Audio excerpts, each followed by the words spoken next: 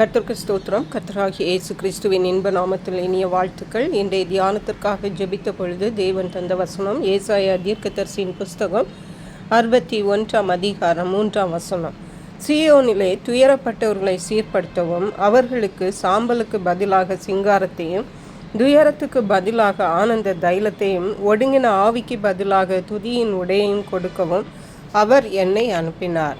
அவர்கள் கர்த்தர் தம்முடைய மகிமைக்கென்று நாட்டின நீதியின் விருட்சங்கள் எனப்படுவார்கள்.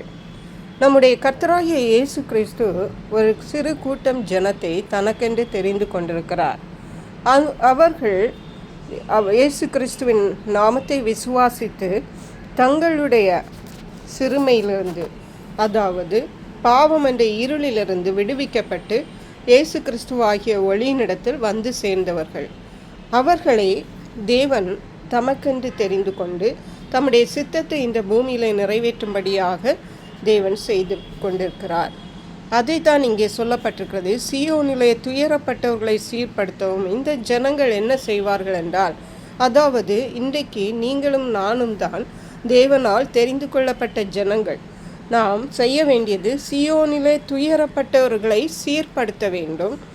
அவர்களுக்கு சாம்பலுக்கு பதிலாக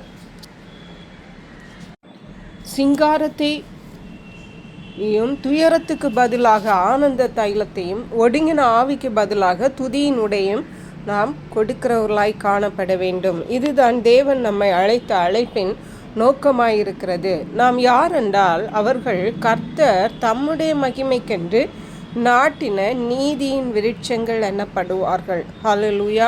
நாம் நமக்கென்று வாழுகிறவர்கள் அல்ல, மாறாக நம்மை தெரிந்து கொண்ட கர்த்தராகிய இயேசு கிறிஸ்து மகிமைக்கென்று நாட்டப்பட்ட நீதியின் விருட்சங்கள் என்பதை நாம் மறந்து போகக்கூடாது.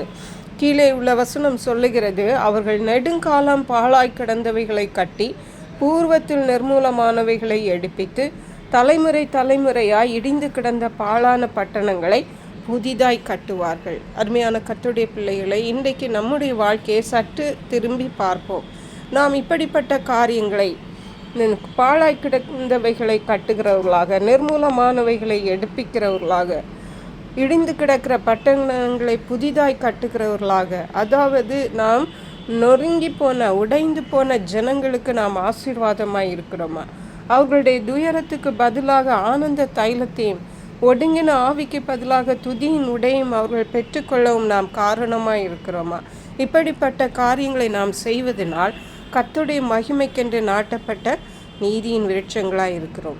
அப்படியே நாம் இருக்கும்படியாக கர்த்தருடைய மகிமைக்கென்று நாம் நீதியின் விருட்சங்களாக இருக்க கர்த்தர் நமக்கு உதவி செய்வாராக. ஜெபிப்போம். எங்களை கிருபையை நேசித்து பாதுகாத்து வழி நடத்துகிற எங்கள் அன்பின் தகப்பனே, ஆசீர்வதிக்கப்பட்ட இந்த நல்ல நாளுக்காக நன்றி. இந்த வேளையிலும் நாங்கள் கர்த்தருடைய மகிமைக்கென்று தெரிந்து கொள்ளப்பட்ட, நாட்டப்பட்ட நீதியின் விருட்சங்கள் என்று எங்களோடு பேசியிருக்கீங்கப்பா. அதற்கேற்ற காரியங்களை நாங்கள் செய்து இருளில் இருக்கிற ஜனங்களை வெளிச்சத்தில் கொண்டு வரவும், பாழாய் கிடக்கிறவைகளை கட்டவும், சாம்பலுக்கு பதிலாக துதியின் உடைய ஜனங்கள் பெற்றுக்கொள்ளவும் நாங்கள் காரணமாக கர்த்தர் உதவி செய்வீராக. நன்றி பரிசுத்த ஆவியானவரே.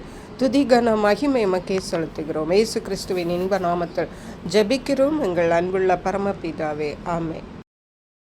இயேசு கிறிஸ்துவின் சுவிசேஷம் ஒவ்வொருவரையும் சென்றடையும்படியாக இந்த செய்தியை உங்கள் நண்பர்களுக்கு அனுப்பி வைக்குமாறு தாழ்மையுடன் கேட்டுக்கொள்ளுகிறேன்.